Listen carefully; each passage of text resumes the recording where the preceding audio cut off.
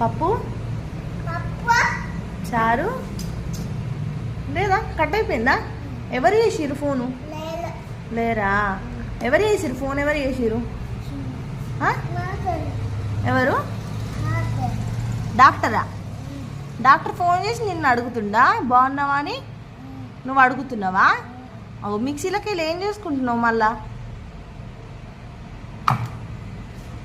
చిచ్చిచ్చి bad boy అంతా juice చేసుకొని తాగుతున్నావా? అరే నాకు